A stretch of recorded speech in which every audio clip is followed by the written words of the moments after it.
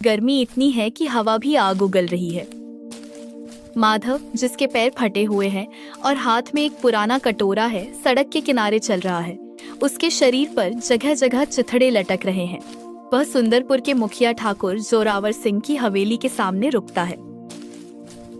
दाता, कोई है? 2 दिन से अन्न का एक दाना भी कंठ से नीचे नहीं उतरा। प्यास से गला सूख गया है। हे पुण्य आत्माओं, इस वृद्ध पर थोड़ी दया करो। अरे ओ बुढ़े, यहाँ क्या शोर मचा रखा है? देख नहीं रहा ठाकुर साहब विश्राम कर रहे हैं? चल आगे बढ़, यहाँ तुझे कुछ नहीं मिलने वाला। रोज रोज तुम जैसे दर्जनों आ जाते हैं। बेटा, मैं कोई आलसी नहीं हूँ। शरीर ने साथ छोड़ दिया है, वरना मेहनत करके खा लेता। बस एक रोटी दे दो, मैं चुपचाप चला जाऊंगा। तुझे सुनाई नहीं देता? यहां से जा, वरना डंडा उठाना पड़ेगा। जा, दूसरे गांव जा। माधव लड़खड़ाता हुआ पीछे हटता है। वह पूरे सुंदरपुर गांव में घर घर जाता है। कहीं से उसे कल आना सुनाई देता है तो कहीं से माफ करो की आवाज आती है। गांव के कुएं पर बैठी औरतें उसे देखकर अपनी बाल्टियां समेट लेती हैं, जैसे उसके छूने से पानी अपवित्र हो जाएगा। हे विधाता, इंसान इतना पत्थर दिल कैसे हो सकता है? क्या इस पूरी बस्ती में एक भी कोमल हृदय नहीं है? प्यास और भूख से मेरी नसें खींच रही हैं। शायद इस गांव की मिट्टी में दया नहीं बची। मुझे किसी और गांव की ओर प्रस्थान करना चाहिए। सुना है मंदिर बहुत पवित्र जगह है और वहां के लोग ईश्वर से डरने वाले हैं।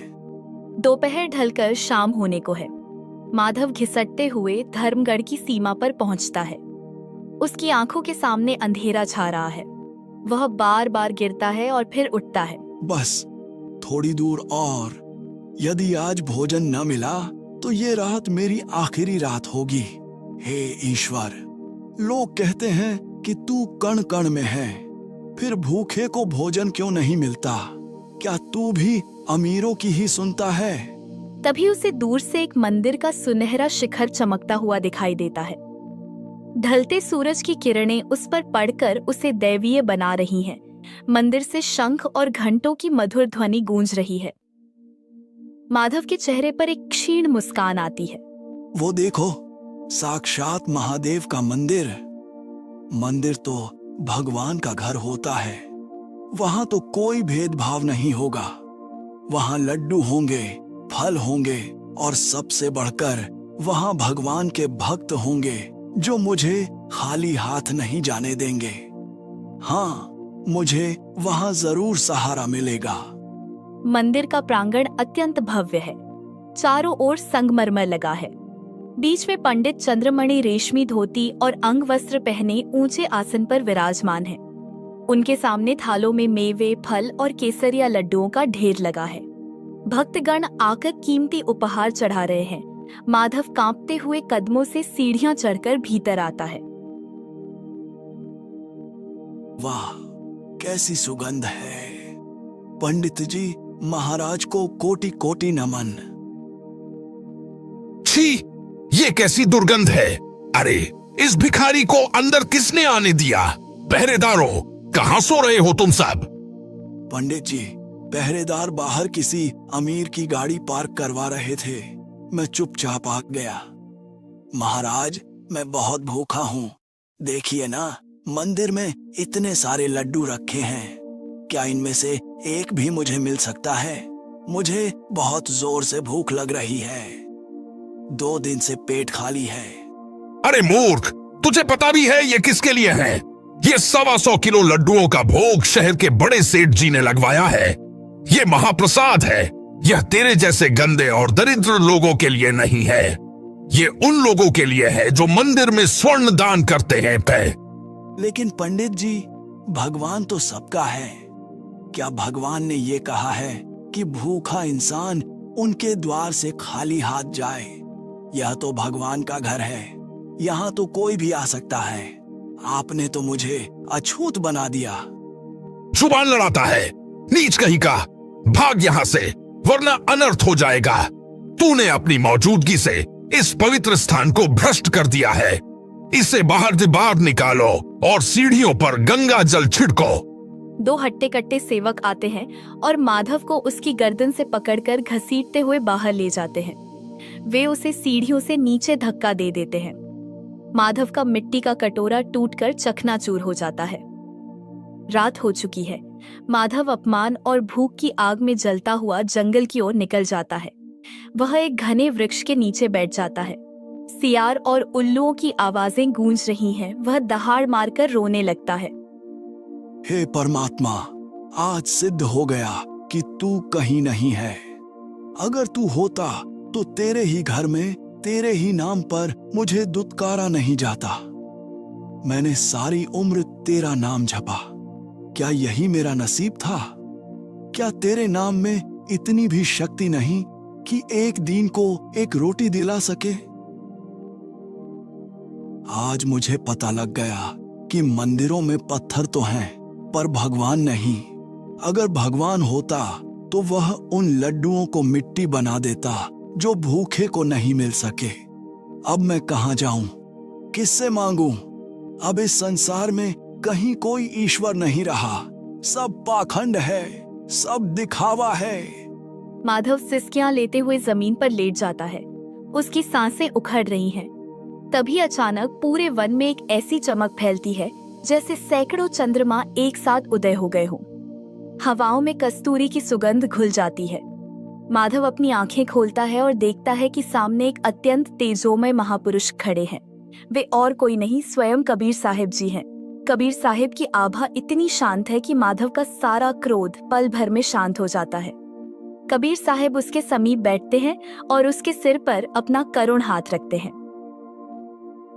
ऐ आत्मा, तूने अभी केवल शरीर की भूख देखी है, पर तू उस भूख को भूल गया है जो तुझे करोड़ों जन्मों से जन्म मृत्यु के चक्र में भटका रही है।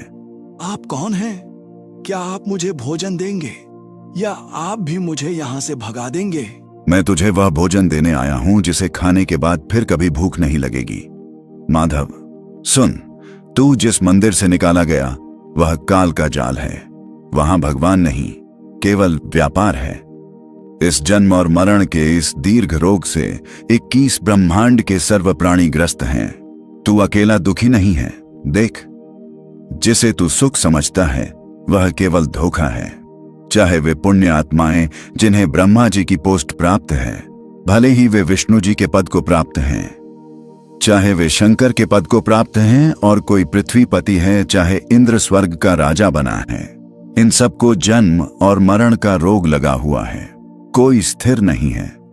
परमात्मा ने अपनी अमर वाणी में कहा है, जन्म मरण का रोग लगा या तृष्णा बढ़ रही खांसी। माधव, यह जन्म मृत्यु का रोग हमारे पीछे लगा हुआ है। असंख्य जन्म हो गए। हमने जन्मते और मरते हुए कितने शरीर बदले इसका कोई हिसाब नहीं। जिस समय भी मानव शरीर प्राप्त होता है तो हमारे को जो भी जिस समाज में जन्म हम प्राप्त करते हैं, उन्हीं क्रियाओं को, उन्हीं पूजाओं को हम बचपन से ही प्रारंभ कर देते हैं। हम भेड़ चाल में चलते हैं। जो दुनिया कर रही है वही हम करते हैं। और माया जोड़ने की हमारी जो वृत्ति है, स्वभाव है, यह सदा से बना हुआ है। हम पूरे जीवन में संग्रह करने पर लगे रहते हैं। तू रोटी के लिए तड़प रहा है, पर अमीर संपत्ति, कोठी, कार, फ्लैट और बैंक बैलेंस बढ़ाने के लिए तड़प रहा है। वह सोचता है कि मैं इसे और घना बना दूं। यह बुद्धि हमारी काल ने खराब कर रखी है। हमें आज तक तत्वज्ञान नहीं मिला। जिस समय तुझे तत्वज्ञान मिलेगा, यह पूरा संसार तुझे पराया दिखेगा, अपना नहीं दिखेगा। तुझे ऐसा लगेगा जैसे हमने यहाँ कुछ समय पास करना है, जैसे कोई यात्री सराय में ठहरता है। और यदि हम सही भक्ति करेंगे तो सतलोक चले जाएंगे, जो हमारा असली घर है। नहीं तो फिर वही 84 लाख योनियों का नर्क, कभी गधा, कभी कुत्ता, कभी कीट। माधव मंत्रमुग्ध होकर सुन रहा है। उसकी आंखों से आंसू बह रहे हैं, पर ये आंसू दुख के नहीं, ज्ञान के हैं। परमात्मा बताते हैं कि उस तत्व ज्ञान से जिन महापुरुषों को परमेश्वर ने परिचित करवाया, उनका एक विधान है। परमेश्वर स्वयं प्रत्येक युग में आते हैं और अच्छी आत्माओं को मिलते हैं। वे उन दृढ़ भक्तों को अपने वास्तविक स्वरूप से परिचित कराते हैं। वे महापुरुष फिर अपनी अमृत वाणी में उस परमेश्वर का गुणगान किया करते हैं और उसी से प्राप्त तत्व ज्ञान के आधार से अपने भाई बहनों को, जो परमात्मा के ही बच्चे हैं, उन्हें जगाया करते हैं। कबीर साहिब कहते हैं, भागे ना बावड़े रहते भी सब जाही, बिन साहिब की बंदगी कहीं ठोर ठिकाना नहीं।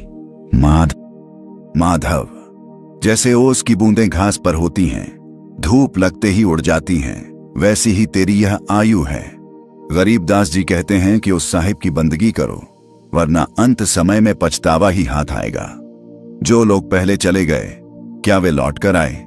क्या उन्होंने तुझे बताया कि ऊपर यमराज के दरबार में उन पर क्या क्या जुल्म गुजरे? वे बेचारे कहां कहां भटक रहे होंगे। यहां जो आज राजा बना बैठा है, वह भी कल मिट्टी में मिल जाएगा, चाहे कोई पृथ्वीपति है या कोई अत्यंत गरीब। मृत्यु का समय सबका निर्धारित है। यह कड़वा सच हम भूल चुके हैं कि हमने एक दिन मरना है। जिस समय मनुष्य को यह याद रहेगा कि मृत्यु निश्चित है, उस समय वह यहां की बुराइयों से बचेगा। वह किसी भूखे को मंदिर से नहीं भगाएगा, तब उसे केवल लासा का अगला स्थान दिखाई देगा। और यह पक्का गारंटेड है कि यहां तो न कोई रहा है न कोई रहेगा। कोई 10 वर्ष पहले चला जाएगा, कोई 10 वर्ष बाद। सबको यहां से प्रस्थान करना पड़ेगा। और आश्चर्य देखो, ऐसे नश्वर लोक में हम कोठी बंगले बनाकर यहां अमर होना चाहते हैं। हमारे जैसा मूर्ख इस पृथ्वी पर कोई नहीं। जब तक ज्ञान नहीं था, हम यह अज्ञान का बोझ ढो ही रहे थे। लेकिन अब तुझे सत्य का पता लग गया है, तो इन व्यर्थ की क्रियाओं से पीछे हटो। परमात्मा के वास्तविक ज्ञान को अपना आधार बनाओ। साहेब, मेरा सारा अहंकार और मेरा सारा संताप मिट गया। लेकिन दुनिया में तो सब कहते हैं कि वे सुखी हैं। फिर आप ऐसा क्यों कह रहे हैं? माधव, आज कोई भी इस पृथ्वी पर सुखी नहीं है। आज नहीं, कभी भी इस 21 ब्रह्मांड में कोई प्राणी सुखी नहीं देखा गया। सुखी वह है जिसने नाम की ओट ली है। पुण्य आत्माओं को परमात्मा ने आकर यही चेताया है कि यह लोक तेरा नहीं है। यहां सबने जाना है। तू आज मंदिर के उन लड्डुओं के लिए रो रहा था, पर विचार कर, जिसने वे लड्डू दिए, क्या वह सुखी है? नहीं, उसे अपनी संपत्ति खोने का डर है, उसे अपनी मृत्यु का भय है। आज हम स्वयं को पृथ्वीपति मानते हैं। मैं तुझे एक उदाहरण देता हूं। एक बार एक शक्तिशाली मुख्यमंत्री अपने हेलीकॉप्टर से आकाश में जा रहा था। नीचे हजारों की संख्या में लोग फूल मालाएं लिए खड़े थे, उसका जय जयकार करने के लिए। लेकिन पलक झपकते ही दुर्घटना हुई और सब कुछ राख हो गया। उसका पुण्य समाप्त हुआ। और जिस दिन पुण्य और सांसें खत्म होती हैं, काल एक सेकंड भी नहीं लगाता। वह उसी समय वही कड़च कर देता है। परमात्मा कबीर जी हमें सावधान करते हैं, भाई काजल में और पाले पोसे, खूब लड़ाए लाड़, ना जाने इस देह की कहां खेंगे आड़।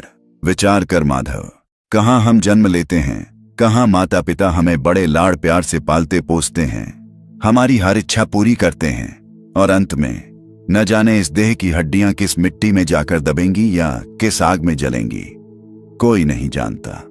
साथ ही हमारे चले गए हम भी चालान हार, कोई कागज में बाकी रह गई तासे लगी है बार।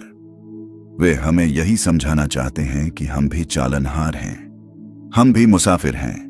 जब तक हमारे जीवन के कागज में कुछ सांसें बाकी हैं, तभी तक यह हलचल है। जैसे ही परमात्मा का बुलावा आएगा, एक पल की भी देरी नहीं होगी। जिनके कागज पूरे हुए वे चले गए। अब तेरी बारी है या मेरी या उस पंडित की, समय सबका आएगा। इसलिए इस थोथी दुनिया की भूख छोड़ और उस पूर्ण ब्रह्म की शरण में आ, जहां न भूख है, न प्यास, न जन्म है और न मृत्यु। कबीर साहिब के वचनों की वर्षा से माधव का अंतर्मन धुल जाता है।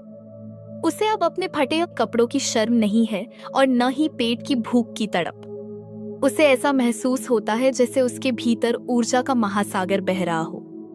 धन्य हो प्रभु, आपने मुझे उस अंधकार से निकाल लिया जहां मैं केवल रोटी के लिए रो रहा था। मुझे क्षमा करें कि मैंने ईश्वर के अस्तित्व पर संदेह किया।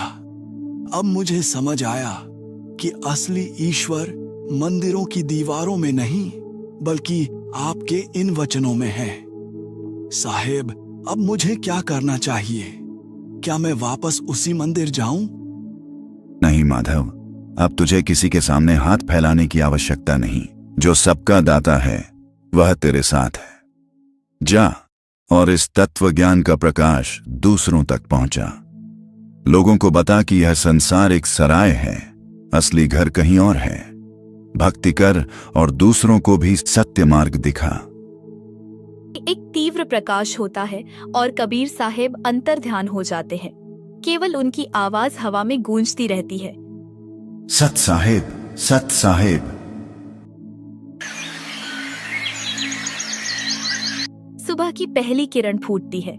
माधव उसी वन से बाहर निकलता है। उसके चेहरे पर एक अलौकिक तेज है। वह फिर से धर्मगढ़ के उसी मंदिर के सामने से गुजरता है। वही पंडित चंद्रमणि बाहर खड़े हैं। क्यों रे भिखारी, कल तो बहुत शोर मचा रहा था, आज फिर आ गया लड्डू मांगने? नहीं पंडित जी, आज मैं मांगने नहीं, आपको कुछ देने आया हूं। आपके ये लड्डू और यह स्वर्ण तो यहीं रह जाएगा, पर जिस दिन आपके कागज पूरे होंगे उस दिन आपको बचाने वाला कोई नहीं होगा। समय रहते उस साहिब की बंदगी कर लीजिए, वरना 84 लाख योनियों का चक्र बहुत कष्टकारी है। पंडित सन्न रह जाता है। माधव बिना पीछे मुड़ मधुर स्वर में कबीर साहिब की वाणी गाते हुए आगे बढ़ जाता है। कबीरा खड़ा बाजार में सबकी मांगे खैर, न काहू से दोस्ती न काहू से बैर। उसने उसी जंगल में एक झोपड़ी बनाई और परमात्मा की भक्ति करने और अपना जीवन सुखपूर्वक बिताने लगा। दर्शकों, अगर आपको यह वीडियो पसंद आई हो तो इस वीडियो को एक लाइक करें और भी ऐसे ही नए नए वीडियो देखने के लिए इस चैनल को सब्सक्राइब नहीं किया हो तो सब्सक्राइब करके बेल आइकन प्रेस कर दें।